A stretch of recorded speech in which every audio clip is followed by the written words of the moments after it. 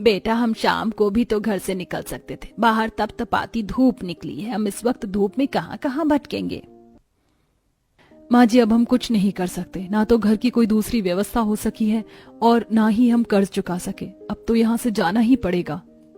इतना बोलकर पूरा परिवार अपना सारा सामान पोटली और बैग में बांध लेते हैं और घर खाली करके धूप में इधर उधर भटकने लगते हैं।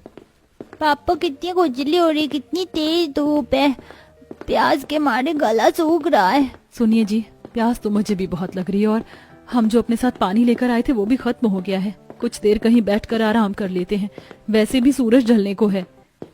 यहाँ तो खाली दूर दूर तक रोड नजर आ रही है, कहीं छांव नजर नहीं आ रही। अच्छा एक काम करते हैं, हम अपने खेत पर चलते हैं, यहाँ पर भी कोई पानी दे या न दे, नदी से ही पानी भर लेंगे। इतना बोलकर तेज धूप में गर्मी में पसीने से परेशान पूरा परिवार खेत पर जाता है। खेत में उनका सिर्फ एक आम का पेड़ था जिस पर कभी भी फल नहीं आए। अब पूरा परिवार उस पेड़ की छांव में जाकर बैठ जाता है। यहाँ थोड़ी हवा लग रही है, आप सब यहीं बैठो, मैं नदी से पानी भर कर लेकर आता हूँ। मैं भी आपके साथ चलती हूँ। नहीं भाभी आप गर्भवती हैं, आप आराम कर लीजिए, मैं भैया के साथ चली जाती हूँ। काजल अपने भाई के साथ नदी पर पानी लेने जाती है। कुछ देर में वो पानी लेकर आती है और पूरा परिवार गमछे से अपना पसीना साफ करता है और पानी पीकर पेड़ के नीचे ही थोड़ा सा आराम करते हैं, क्योंकि अब सूरज ढल चुका था, जिस वजह से गर्मी भी कम हो गई थी और थोड़ी थोड़ी हवा चलने लगी थी। माँ मुझे नींद आ रही है। कोई बात नहीं बेटा, तुम मेरी गोद में सो जाओ। भाभी अब हमारे सर पर छत तो नहीं है, इसलिए मैं सोच रही हूँ कि यहीं पर मिट्टी का चूल्हा बनाकर थोड़ा खाना बना लूं, रात होने वाली है। बहू सब कुछ मेरी वजह से हुआ है, मेरी ही वजह से हम बेघर हो गए और आज इतनी गर्मी में एक पेड़ के नीचे रात गुजार रहे हैं। ऐसा मत बोलिए माँ जी, आपने कुछ नहीं किया, हमारे हालात ही कुछ ऐसे थे। इतना बोलकर निशा अपने पुराने दिनों को याद करने लगती है। देखिए ना रवि जी, ये पंखा भी अब सही से हवा नहीं दे रहा, गर्मी बढ़ती ही जा रही है। पंखे में बैठने के बाद भी सर से पांव तक पसीना चू रहा है। अरे निशा फिक्र मत करो, तुम्हारे पति की सैलरी बढ़ चुकी है। इस बार जैसे ही सैलरी आएगी सबसे पहले घर में एक कूलर लेकर आऊंगा, फिर हमारा पूरा परिवार मस्त कूलर की ठंडी ठंडी हवा में सोएंगे। रवि की बातें सुनकर निशा और उसके पूरे परिवार की टेंशन खत्म हो जाती है। समय गुजरता है और एक दिन अचानक से आशा के पेट में दर्द उखड़ता है। काजल जल्दी से माँ जी के कमरे में आओ, देखो माँ जी दर्द से छटपटा रही हैं। बहू लगता है इस गर्मी में मैं पेट दर्द से मर जाऊंगी। ऐसा मत बोलो माँ, मैं भी भैया को फोन करती हूँ, हम तुम्हें अस्पताल लेकर जाएंगे। काजल जल्दी से रवि को फोन करती है और जैसे ही रवि पैसे लेकर घर आता है वो देखता है कि उसकी माँ जमीन पर बेहोश पड़ी है। अब बिना देरी करे रवि अपनी माँ को अस्पताल ले जाता है, जहाँ चेकअप करने पर रवि को पता चलता है कि उसकी माँ की एक किडनी फेल हो चुकी है और तुरंत ऑपरेशन होना है। माँ के ऑपरेशन में डॉक्टर ने पूरे 6 लाख मांगे हैं, कहाँ से लाऊं इतनी बड़ी रकम। रवि आप बता रहे थे आपने अपने एक दोस्त को कुछ पैसे दिए थे, आप उनसे मांग लीजिए, बाकी मैं अपने जेवर बेच दूंगी। निशा के कहने पर रवि अपने दोस्त को फोन करता है, पर उसका दोस्त फोन नहीं उठाता, जिसके बाद में अपने दोस्त के घर जाता है और देखता है कि उसके घर पर ताला लगा है।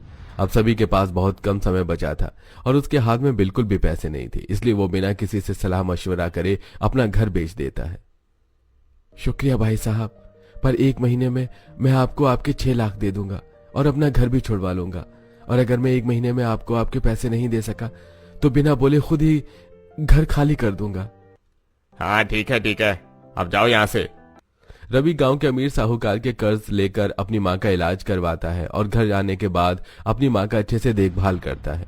साथ ही वो पैसों के जुगाड़ में भी इधर उधर भाग दौड़ करता है। देखते ही देखते 1 महीना बीत जाता है और वो पैसों का जुगाड़ नहीं कर पाता, जिसके बाद वो अपने घर वालों को सच्चाई बताता है और पूरा परिवार रवि का साथ देते हुए घर खाली कर देता है। माँ मुझे बहुत मच्छर काट रहे हैं, आखिर हम कब तक पेड़ के नीचे ही सोएंगे? क्या हम पेड़ पर ही अपना घर नहीं बना सकते? हाँ बेटा, हम कल ही कुछ करते हैं, अभी तुम सो जाओ, मैं तुम्हें गमछे से हवा कर देती हूँ, फिर तुम्हें ना गर्मी लगेगी और ना ही मच्छर काटेगा। इतना बोलकर निशा अपने बेटे को सुला देती है और खुद भी सो जाती है और सुबह होते ही रवि काम की तलाश में इधर उधर भटकने लगता है। तो वहीं पूरा परिवार अब भी उसी पेड़ के नीचे अपने दिन काट रहा होता है। गर्मी तो दिन पर दिन बढ़ती ही जा रही है, कैसे बचे इस गर्मी से? हमारे पास तो रहने के लिए घर भी नहीं है। काजल चिंता मत करो, रवि जी गए हैं काम की तलाश में, मैं बीमार क्या पड़ी, हमसे हमारा घर छिन गया और मेरे बेटे की अच्छी खासी नौकरी भी चली गई। पूरा परिवार अब रवि के घर आने का इंतजार करता है और रवि अपने हाथों में कुल्हाड़ी लेकर आता है और अपने घर वालों से कहता है, माँ मुझे नौकरी तो मिल गई कारपेंटर के पास, पर कहीं किराए पर घर नहीं मिला। सब एडवांस मांग रहे हैं और रात में राजू ने एक बात कही थी, इसलिए मैंने सोच लिया है कि हम पेड़ पर ही अपना अब घर बनाकर रहेंगे। वैसे भी हमारे ये आम का पेड़ फल नहीं देता, कम से कम हमें घर बनाने के लिए लकड़ियां तो दे ही सकता है। पर इतनी गर्मी में तेज धूप में इस पेड़ से ही तो हमें छांव मिल रही है। घर बनाने में तो कम से कम हफ्ता भर लग जाएगा। हम एक हफ्ते कैसे दिन काटेंगे? भाभी अगर सर पर छत चाहिए तो मेहनत तो करनी ही पड़ेगी। भैया मैं आपके साथ हूँ। इस तरह एक बार फिर पूरा परिवार रवि का साथ देता है। जहां एक तरफ पूरा परिवार तपती धूप में चादर बिछाकर बैठा होता है तो वहीं काजल और रवि मिलकर लकड़ियां काट रहे होते हैं और बीच बीच में निशा कभी अपने पति को पानी देती तो कभी धूप में ही बैठकर खाना बनाती और अपने हाथों से सबको खिलाती। देखते ही देखते 10 दिन बीत जाते हैं और रवि इन कुछ ही दिनों में अपना एक छोटा सा पेड़ घर तैयार करता है जिसकी सीढ़ियां बाहर से जा रही होती हैं। मैंने पेड़ के ऊपर घर बनाया है, चढ़ने में दिक्कत न हो इसलिए बाहर से सीढ़ियां निकाली हैं। चलो अब घर में चलते हैं। पापा ये घर तो बहुत सुंदर लग रहा है देखने में। माँ चलो ना जल्दी से अंदर चलते हैं, मैं धूप में काला हो गया हूँ, देखो कितना पसीना आ रहा है और अब तो चक्कर भी आ रही है। हाँ हाँ बेटा चलते हैं। इस तरह पूरा परिवार एक एक करके सीढ़ियां चढ़ता है और अपने पेड़ घर के अंदर जाता है। अंदर जाते ही उन्हें काफी ज्यादा गर्मी महसूस होती है। भैया ये घर अंदर से कितना गर्म है और हम कैसे सारी रात गुजारेंगे? लकड़ियां भी गर्म हो चुकी हैं, यहाँ पर तो बैठना भी मुश्किल है। रवि जी मेरे पास एक आइडिया है, क्यों ना हम अपने इस पेड़ घर के बाहरी हिस्से को मिट्टी से लीप दें और उन पर घास चिपका दें। जब तक घास गीली रहेगी तब तक हमारा घर भी ठंडा रहेगा। इस तरह से हमें बिजली पंखे की भी जरूरत नहीं पड़ेगी और हमारा घर भी ठंडा रहेगा। निशा के कहने पर अब रवि अपनी बहन के साथ बिल्कुल ऐसा ही करता है और सुबह से शाम तक दोनों भाई बहन घर के बाहरी हिस्से पर मिट्टी लीपते हैं और उस घर पर घास चिपका देते हैं। क्योंकि घास और मिट्टी गीली रहती है इसलिए अंदर भी उन्हें ठंडक महसूस होती है। अरे अब लग रहा है कि हम घर आए हैं। कितनी ठंडक है यहाँ। बहु रात हो चुकी है, बिस्तर लगा दे। हाँ माँ जी, पर उससे पहले खाना तो खा लीजिए, मैंने खाना तैयार कर दिया है। इतना बोलकर पूरा परिवार एक साथ खाना खाता है और कुछ ही देर में रवि छत की छोटी सी विंडो खोल देता है जिस वजह से ठंडी हवा सीधी घर में आ रही होती है।